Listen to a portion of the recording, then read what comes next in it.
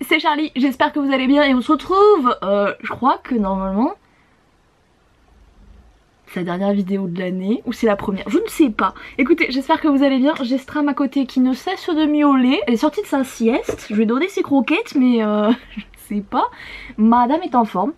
Donc écoutez, si vous entendez des petits miaulements, c'est elle. Et aujourd'hui... Bonjour madame, j'avais très envie de vous parler un petit peu du planning éditorial AK. Qu'est-ce que je vais publier dans les mois qui arrivent. Momo, c'est pas pratique, tu es devant la caméra ma fille. C'est pas grave. Et ben écoutez, aujourd'hui c'est Stram qui fait la vidéo. J'avais envie un peu de vous parler des prochaines sorties, sachant que mon planning ne cesse de changer depuis littéralement 4 mois. Donc je vais vous présenter jusque les sorties d'avril parce que celles-là normalement elles sont à peu près sûres et certaines. C'est par la suite en fait, c'est à partir de mai, je ne sais pas, j'ai fait un planning mais il risque de changer à partir de mai, donc je vais pas vous présenter mai. Cependant je vous présenterai le mois potentiellement de sortie d'Honora puisque je sais que beaucoup l'attendent, voilà. Mais là on va se concentrer un petit peu sur les sorties qui arrivent. Donc la première sortie c'est celle de janvier, elle sort le 11 janvier, je vous en parle parce que j'ai la date en tête, les autres je n'ai pas du tout la date mais celle-là je l'ai en tête parce que elle sort un peu plus tard que prévu, normalement elle pourrait sortir plus tôt mais suite à ma vie personnelle j'ai préféré décaler la sortie. J'aurais pu en vrai la garder au premier mardi du mois mais c'était un peu juste et je voulais pas trop bâcler la sortie parce que c'est la première sortie de l'année, puis j'ai pas envie de bâcler un de mes romans. Et celui-là du coup est très particulier puisqu'à la base on partait sur un tome unique et que ça s'est un peu transformé en trilogie. Voilà, ne me laissez jamais... J'ai envie de dire ne me laissez jamais le contrôle, c'est pour ça que je suis devenue indépendante. Non mais c'est l'avantage, c'est que quand tu es ton propre patron, ta seule limite c'est toi-même. Je vais pas vous le cacher qu'en termes de limites, moi et moi-même c'est un peu compliqué sur les limites. Pas pour rien que je fais un deuxième burn-out en fait, mais ouais c'est un peu compliqué et du coup c'est un peu parti en cacahuète. Normalement je l'espère cette trilogie elle sera bouclée cette année et en gros vous suivez Cassiopée qui est une hybride donc mi-humaine mi-vampire dans un univers où les vampires dominent, les humains notamment, et elle va se retrouver en fait à devoir faire une mission suicide, voilà. C'est qu'elle doit tuer l'un des vampires les plus dangereux de leur monde qui a une politique extrêmement liberticide envers les humains et donc elle est envoyée par les humains pour tuer ce mec et pour cela elle doit devenir sa maîtresse. Le problème c'est qu'en fait au moment où il doit la sélectionner il en sélectionne une autre, donc elle a un peu les boules hein, clairement, et elle va être récupérée par un autre vampire qui s'appelle Gabriel et elle va se retrouver en fait au cœur d'intrigues de pouvoir dont vraiment c'est la merde, voilà. À la base c'était un roman que je prévoyais pour l'édition. Bon je l'ai un peu remanié, je vous expliquerai tout à sa sortie, donc je crois que c'est la semaine prochaine que le topo sort sur le bouquin, donc je vais pas tout vous raconter. Mais à la base c'était pour une maison d'édition en particulier qui faisait de l'érotisme, donc du coup dans ce roman vous avez quelques scènes de sexe mais comme pour Playing et pour Broken il y en a pas énormément parce que j'aime pas qu'il y en ait beaucoup dans les romans. Moi ça me saoule en tant que lectrice, donc forcément en tant qu'autrice je ne fais pas ça. Donc il y en a 3-4 je pense, ouais quelque chose comme ça, et pas plus parce que moi je préfère mettre l'accent sur l'intrigue plutôt que le cul, même si c'est très sympa et qu'on passe d'agréables moments.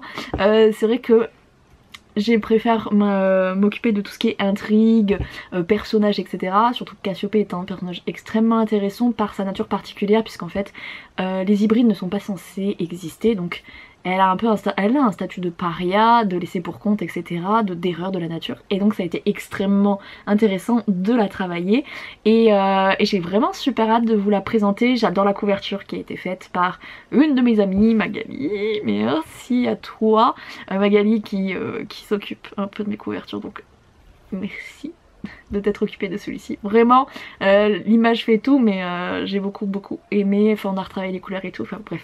Je suis trop contente et du coup j'espère que ce roman là vous plaira.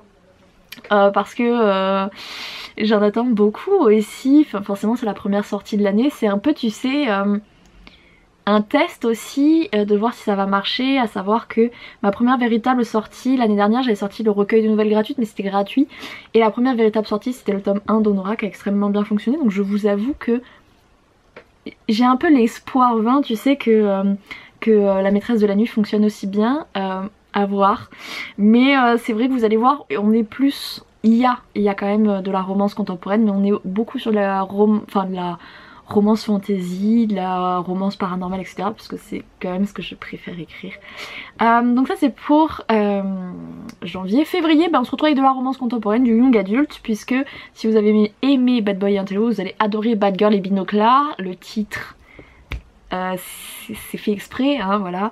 Je reprends certains codes que j'avais employés dans ma précédente sortie du coup de 2021 et je la calque aussi sur celle-ci.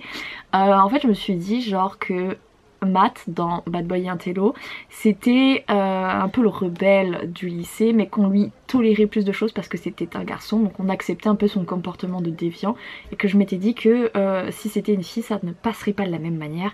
Et de là j'ai inventé l'histoire de Emma et Max. Emma du coup qui est un peu la rebelle et Max qui est un peu le premier l'intello de service, etc. Et j'aime beaucoup en fait tout simplement cette histoire, et j'espère qu'elle vous plaira. Elle représente plein de trucs pour moi super cool, j'espère aussi qu'elle fonctionnera en fait aussi bien que Bad Boy et Intello, parce que pareil ça a été mon meilleur succès en fait, donc j'avoue que j'espère que ça fonctionnera de la même manière. Donc ça sortira officiellement, sortira le 1er février, voilà, le premier jour de février sortira ce bébé là. J'ai hâte d'avoir vraiment vos retours, de savoir si ça va vous plaire et tout. En mars, alors en mars le topo va être un peu short parce que j'ai pas le prénom de mon héroïne. En gros c'est une saga en 4 tomes de fantasy où on suivra du coup mon héroïne dans un monde où en gros ce sont des demi-dieux qui... La batterie m'a lâché.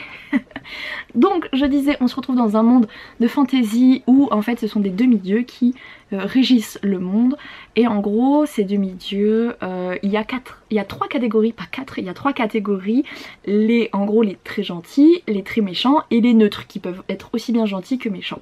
Et en fait c'est à peu près, je crois, j'ai pas encore été au clair sur moi-même avec cette partie là, mais en gros tous les X temps, je crois que c'est à peu près tous les 10 ans, ils organisent un jeu où les humains peuvent participer, et en gros chaque dieu, ils sont 12, choisir une espèce de ce qu'on pourrait appeler un chevalier en fait, hein, qui porte en gros les armoiries du dieu, et ils doivent accomplir un jeu qui s'apparente un peu à un espèce de jeu d'énigmes slash jeu où il faut finir le premier. Les morts sont extrêmement courantes, et le premier, celui qui arrive à récupérer la récompense ou à trouver la réponse, ça change en fait en fonction des années, a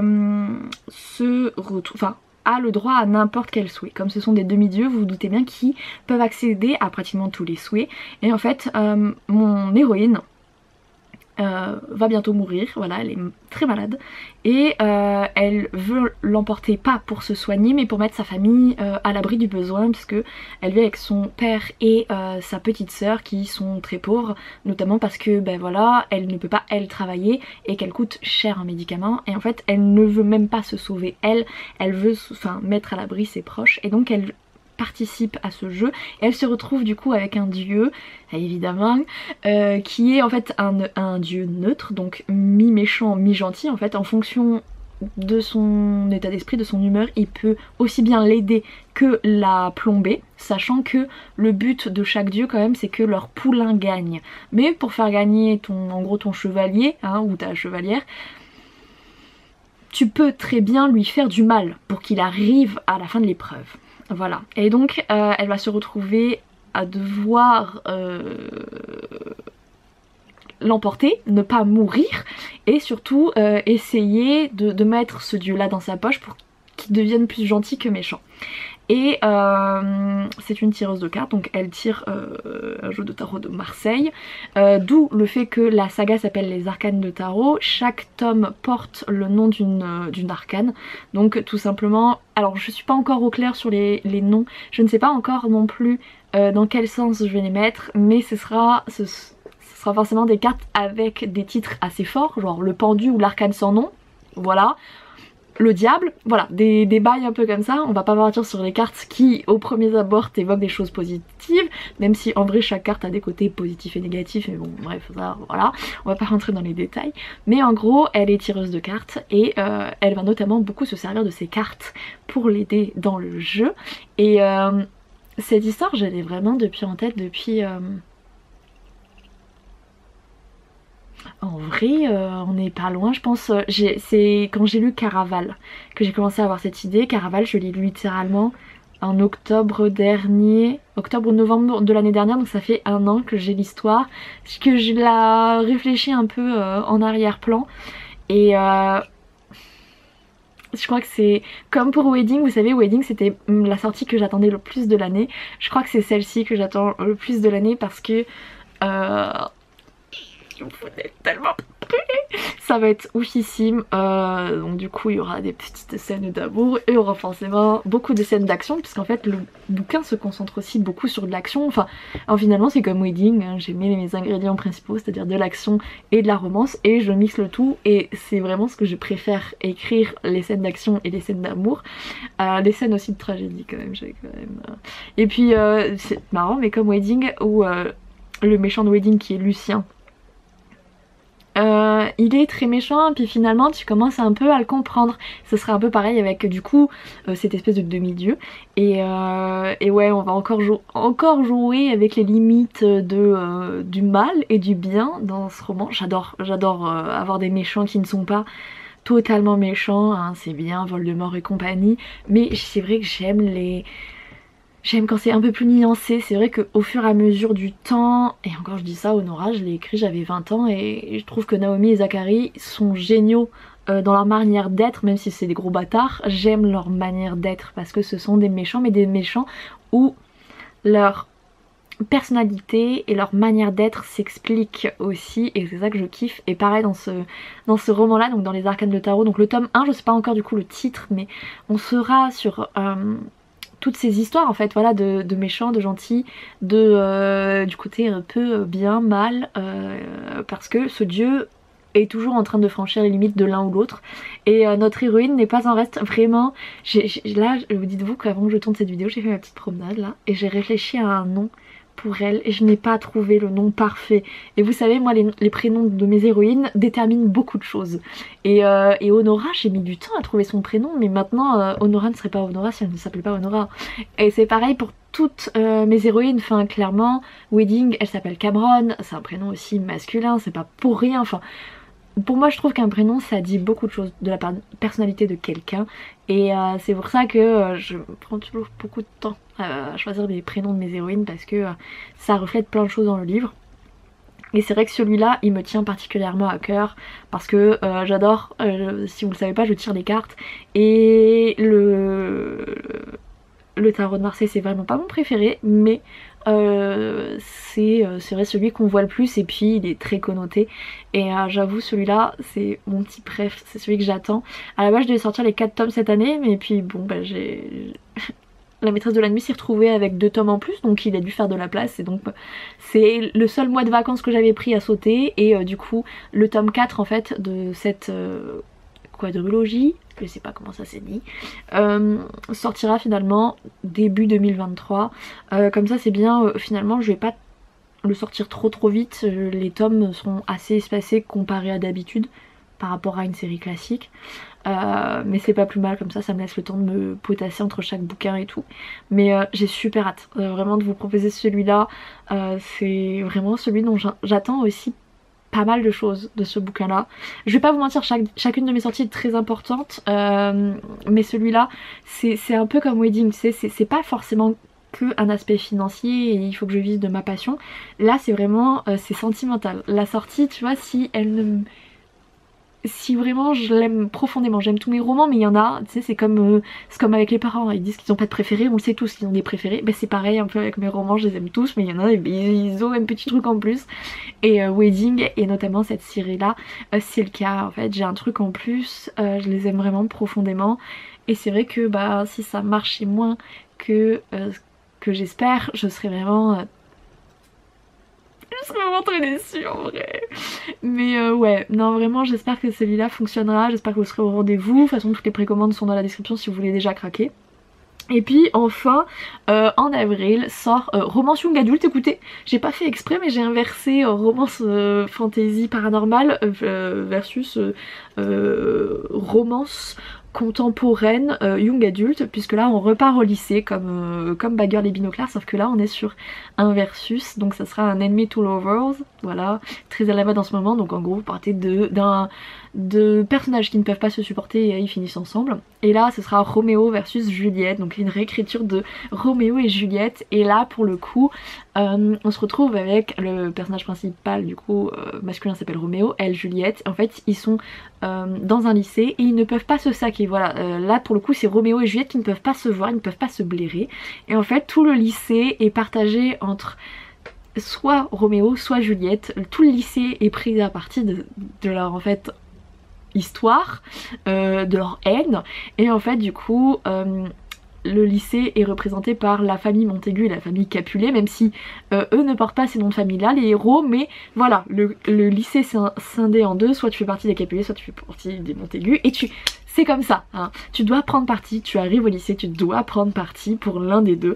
Et en fait ils sont dans deux classes de théâtre séparées, puisque évidemment le lycée finalement, même les professeurs savent tout ça, et donc il y a deux classes de théâtre, sauf que nouveau proviseur, il coupe dans le budget, hein, comme d'habitude dans l'éducation nationale il faut faire des coupes budgétaires, et donc il faut fusionner les deux classes de théâtre en une, donc les ennemis de toujours se retrouvent dans la même classe, et donc là c'est un peu le drame, hein, de tout un lycée, de toute une vie, et ils vont se retrouver à devoir se gérer, sachant que normalement c'est les élèves qui choisissent la classe de théâtre dans laquelle ils doivent représenter, donc pour le coup ils sont en terminale. Et là le proviseur, sans doute aussi pour se moquer d'eux, les force à jouer Roméo et Juliette, sachant que Roméo et Juliette sont les meilleurs acteurs de leur classe, donc évidemment ils vont écoper des premiers rôles. Donc voilà, entre un proviseur assez sadique, un lycée partagé en deux entre deux familles, et nos personnages principaux qui ne peuvent pas se voir, bon, eh ben ça va remuer, hein, ça va déménager comme on dit, mais pareil, c'est comme Bad Girl et Binoclard et comme Bad Boy et Intello, c'est en 2 tomes, voilà, c'est des duologies, parce que j'aime bien ce format là. 3 tomes, tu sais, j'ai un peu peur que ce soit redondant, enfin moi j'aime bien finir sur des cliffhangers, bon à un moment faut les trouver les trucs, hein, pour vous appâter et vous faire acheter le 2e tome, et c'est vrai que 3 j'ai toujours un peu peur que ce soit too much. Et c'est vrai qu'au moins 2 j'aime bien, parce que j'ai pas à forcer un peu, tu sais, à tirer sur la corde pour trouver des nouvelles idées. J'aime bien, c'est toujours super fluide, enfin c'est un peu mon petit bonbon à moi quoi, parce que bon j'adore écrire du fantasy, mais ça demande quand même de réfléchir beaucoup plus à un univers que bah, quand tu te bases sur la vie de tous les jours, on va pas se mentir, hein. Donc ouais, j'ai vraiment super hâte aussi de l'écrire, c'est Roméo versus Juliette, parce que pareil je l'ai depuis un bon moment en tête, et j'ai jamais vraiment écrit d'ennemis to lovers.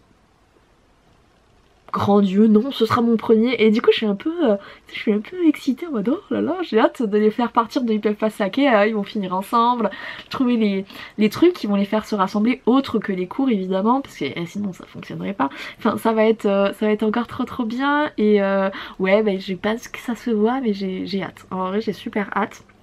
Et j'espère que du coup déjà tout ce petit planning vous plaira. Tous les romans resteront à 4,99€ en numérique. En papier ça varie en fonction de la taille du livre. Grosso merdo on aussi entre 17 et 20€, voilà à peu près. Donc ouais, on va rester sur ces eaux là. J'ai vraiment hâte de vous présenter mes bébés encore cette année. Que des belles sorties, enfin en même temps heureusement qu'il y a que des belles sorties, mais tu vois par exemple l'année dernière Broken, je savais qu'il serait difficile, et je pense aussi que je l'ai pas, j'aurais pu mieux commencer et mieux me mettre dans ce roman, dans cette trilogie finalement qui a été je pense la plus dure à écrire de l'année 2021.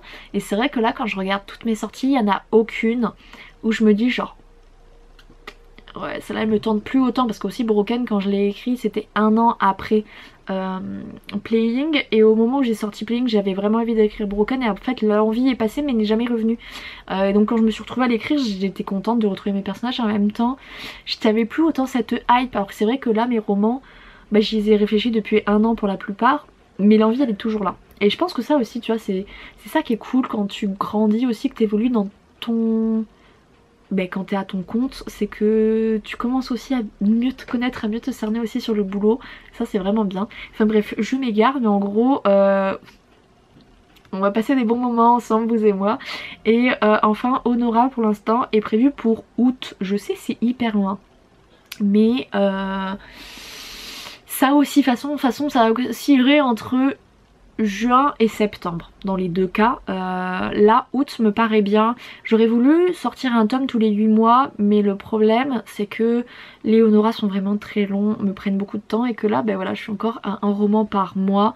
C'est un rythme extrêmement intense, voilà hein, et qu'actuellement je suis encore en burn-out, donc je peux pas me permettre non plus je veux dire je vais pas bousiller ma santé pour les lecteurs, parce que c'est vrai que bon j'en ai certaines à chaque fois qui me pressent, mais enfin Honora j'ai toujours eu beaucoup de pression parce que je l'ai publié sur Wattpad et que j'ai toujours eu des gens qui m'en parlaient beaucoup, et du coup c'est vrai qu'il y a d'autres bouquins je pense que j'aurais des difficultés à réagir à cette pression, mais Honora c'est comme si de toute façon tout le monde m'a toujours foutu une pression de dingue avec ce bouquin à avoir la suite, ce qui fait que mais c'est aussi pour ça que pendant des années il n'y a rien eu après la sortie du tome 2, parce que je pense que bah on m'a trop pressée, et du coup bah là je reprends un peu à mon rythme les Honora, en fait j'y vais tranquille. C'est ma saga coup de cœur, c'est ma saga je pense qui va me suivre une bonne partie de ma vie, et j'ai pas envie de la bâcler pour faire plaisir à des gens qui à la fin me laisseront 2 commentaires sur Amazon en disant ouais j'ai pas aimé. Voilà, donc moi clairement je préfère attendre et l'écrire quand j'en ai envie, quand je ressens le besoin, avancer dans mon histoire comme j'en ai envie, et ne pas me presser pour des gens qui de toute manière risquent d'être insatisfaits si je le bâcle alors que ce sont les premiers à me dire de me dépêcher. Donc c'est vrai que ouais, Honora ça arrive loin, mais bon, moi faut savoir que je suis extrêmement têtue, et plus tu me dis de faire quelque chose et moins je le fais, et pire que ça j'ai encore moins envie de le faire. Donc je sais très bien que si de toute manière on continue à me pousser sur Honora, c'est pas grave, il va passer de août à octobre et de octobre à décembre avant de passer à janvier de l'année prochaine. Donc moi s'il n'y a pas de souci hein. Mon histoire je la connais, je sais ce qui se passe dans les grandes lignes, je sais comment ça se termine. Lectrice beaucoup moins. Donc ouais, c'est un peu mon côté, je pense un peu lion tu sais. Très rancunier et qui n'aime pas qu'on lui dicte ce qu'il doit faire, et du coup je surréagis. Mais oui, Honora j'ai reçu tellement de pression que je pense aussi que ça m'a un peu bloqué. Mais bref, on s'éloigne clairement du sujet pour vous dire que pour l'instant Honora est prévu en août. Ça pourrait changer encore, j'espère pas, parce que c'est un calvaire sans nom. Là je trouve que le planning que j'ai réussi à tirer de cette année est plutôt pas mal, j'aimerais bien qu'on reste sur ça, s'il vous plaît Seigneur. Mais normalement en dehors de ma saga de fantasy, tous les romans que je débute en 2022 se termineront en 2022. La maîtresse de la nuit, Bad Girl et Binoclard, Roméo versus Juliette, Romance de Noël en décembre, de toute façon vous connaissez la chanson, un petit tome d'Honora, voilà Honora, on en sort un par an, je trouve que déjà c'est pas mal, sachant que je suis jamais à 12 mois d'attente. Donc je considère que vous attendez pas non plus super longtemps. Voilà, je trouve qu'on est pas mal. On va encore pas s'ennuyer. Moi dans cette année je dois caser des voyages plus un déménagement. Comment vais-je faire? Je ne sais pas. Oh écoutez, chaque jour sa peine. Déjà, je vais commencer à préparer la sortie de la maîtresse de la nuit, et surtout je vais commencer à préparer du coup le tome 1 des arcanes du tarot, et j'ai tellement... En tout cas j'espère que ça vous aura plu, que ça aura pu un petit peu genre titiller votre curiosité, que vous me direz un peu lesquels vous tentent le plus. Moi je vais vous laisser là, je vous fais à tous et à toutes un gros bisous. Soit je vous souhaite une bonne fin d'année 2021, soit un bon début d'année 2022. En tout cas je vous fais à tous et à toutes de gros bisous, et je vous dis ciao ciao.